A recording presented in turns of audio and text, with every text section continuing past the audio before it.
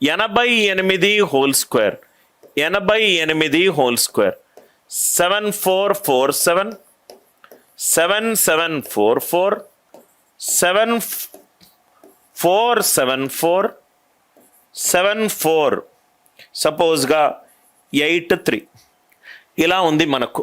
88 whole square equivalent to 7447 7744 7474 and 7483.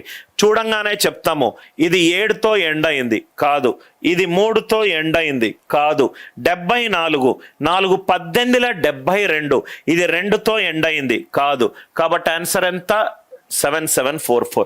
ఒకటేమో అది కనుక్కొని చేయడము, ఇంకోటేంటి ప్రాపర్టీలను యూజ్ చేసి ఆన్సర్ ఆప్షన్ని ఎలిమినేట్ చేయడం. ప్రాపర్టీలను యూజ్ చేసి ఆన్సర్ ఆప్షన్లను ఎలిమినేట్ చేయడం. ఈ లాజిక్ అర్థమైంది కదా సార్?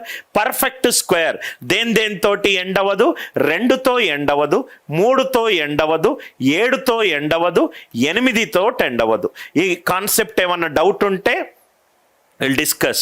రైట్, 5312 ఏ క్వశ్చన్కి కన్నా బాబీ? 5312 ఎక్కడ? 5312 క్వశ్చన్ ఏంటంటే బాబీ అడిగిన క్వశ్చన్కి నేను ఇక్కడ రాస్తాను, మంచి డౌట్ అయితే క్లాస్లోనే డిస్కస్ చేస్తాను. క్వశ్చన్ ఏంటంటే 5312 is 5312 a perfect square. 5312 a perfect square.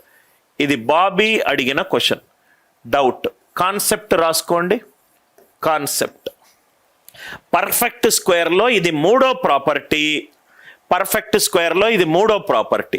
Property ఏంటంటే ఒక నంబర్ గనక పర్ఫెక్ట్ స్క్వేర్ అయి ఉంటే బాబీ, ఒక నంబర్ గనక పర్ఫెక్ట్ స్క్వేర్ అయి ఉంటే దాని డిజిటల్ సమ్, ఒక నంబర్ గనక పర్ఫెక్ట్ స్క్వేర్ అయి ఉంటే దాని డిజిటల్ సమ్ 1 అయి ఉండొచ్చు, 4 అయి ఉండొచ్చు, 7 అయి ఉండొచ్చు, 9 అయి ఉండొచ్చు. ఒక నంబర్ గనక పర్ఫెక్ట్ స్క్వేర్ అయి ఉంటే బాబీ దాని డిజిటల్ సమ్ ఖచ్చితంగా ఇది గనక కరెక్ట్ అవుతే ఇది కరెక్ట్ అవ్వాలి, ఇది అవుతే ఇది అవ్వచ్చు, అవ్వకపోవచ్చు. ప్రతి టీచర్కి స్టూడెంట్కి బాగా చదువు చెప్పాలని ఉంటుంది, కానీ కొందరు మంది స్టూడెంట్స్ టీచర్కి కనెక్ట్ అవ్వలేరు. ఒక నంబర్ గనక పర్ఫెక్ట్ స్క్వేర్ అయి ఉంటే దాని డిజిటల్ సమ్ 1 కానీ 4 కానీ 7 కానీ 9 కానీ అయి ఉండాలి. సరే ఎందుకు ఉండాలి? ప్రూఫ్ చూద్దాం. ప్రూఫ్ ఇక్కడ నేను ఇంగ్లీష్ స్టేట్మెంట్ రాస్తున్నాను. నేను మీలాగానే తెలుగు నేర్చుకుంటున్నాను ర్యాపిడెక్స్ బుక్స్ కొనుక్కొని, సో దట్ అన్నీ కూడా అతి తొందరలో పూర్తిగా దాని పర్ఫెక్ట్ స్క్వేర్ అంటే ఏంటి, రేషియో అంటే ఏంటి, అది మెల్లమెల్లగా ప్రాబబ్లీ ఒక 2-3 monthsలో I think I should become fairly good. ఒక పర్ఫెక్ట్ స్క్వేర్ యొక్క డిజిటల్ సమ్, ఒక పర్ఫెక్ట్ స్క్వేర్ యొక్క డిజిటల్ సమ్ 1 4 7 6 9 అయి ఉండాలి. ఇది నేను చెప్పిన లైన్. ప్రూఫ్ కాన్సెప్ట్ యొక్క ప్రూఫ్. కాన్సెప్ట్ యొక్క ప్రూఫ్ ఎందుకు అవ్వాలి సార్? ఎందుకు పర్ఫెక్ట్ స్క్వేర్ యొక్క డిజిటల్ సమ్ 1 4 7 6 9 ఎందుకు అవ్వాలి? సపోజ్గా ఒక నంబర్ తీసుకుందాం. సపోజ్గా 1 3 8 డిజిటల్ సమ్ అంటే ఏంటి? ఈ నంబర్లో ఎన్ని డిజిట్లు ఉన్నాయి? 3 డిజిట్లు ఉన్నాయి. ఏంటా డిజిట్స్? 1 3 8 digital sum. ఆ నంబర్లో ఏవైతే డిజిట్స్ ఉన్నాయో వాటన్నిటినీ కూడండి, సింగిల్ డిజిట్ వచ్చేంత వరకు కూడండి. సింగిల్ డిజిట్ వచ్చేంత వరకు 1 + 3 4, 4 + 8 ఎంత? 12. 12 డిజిటల్ సమ్ ఎంత బాబీ? 3. 1 + 3 4, 4 + 8 12. 12 డిజిటల్ సమ్ ఎంత? 3. అంటే ఒక నంబర్లో ఉన్న ఏవైతే డిజిట్లను నేను కూడుతానో కూడిన తర్వాత ఫైనల్గా వచ్చే సింగిల్ డిజిట్.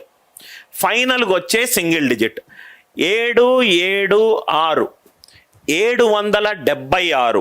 దీని డిజిటల్ సమ్ కావాలి. 7 + 7 ఎంత? 14. 14 ప్లస్ 6 ఎంత? 20. 20లో మళ్ళీ కూడాలి. 20 అంటే 2 ప్లస్ 0 అంటే ఎంత? 2. 2 ప్లస్ 0 అంటే ఎంత? 2. నంబర్ ఏదైతే నంబర్ ఉందో దాని డిజిట్లను కూడండి, సింగిల్ డిజిట్ వచ్చేంత వరకు కూడండి. 7 ప్లస్ 7 ఎంత? 14. 14 ప్లస్ 6 ఎంత? 20. 20 it is 2 plus 0 it is 2. Idea clear? ఇంకో ఎగ్జాంపుల్ 5, 3, 8, 1. 5, 3, 8, 1. దీని డిజిటల్ సమ్ చెప్పండి. 8 ప్లస్ 1 9, 12. 12 ప్లస్ 5 ఎంత? 12 ప్లస్ 5 ఎంత? 17. 17 it is 8. 8 plus 1 9. 9 plus 3 12. 12 plus 5 ఎంత? 17. 17 డిజిటల్ సమ్ ఎంత? 8. అంటే ఇది డిజిటల్ సమ్ డెఫినేషన్. ఇది కీవర్డ్ కాబట్టి డిజిటల్ సమ్. అంటే నాకేం అర్థమైందంటే ఏదైనా నంబర్కి నేను డిజిటల్ సమ్ తీసుకుంటే ఫైనల్గా నాకు సింగిల్ డిజిట్ రావాలి.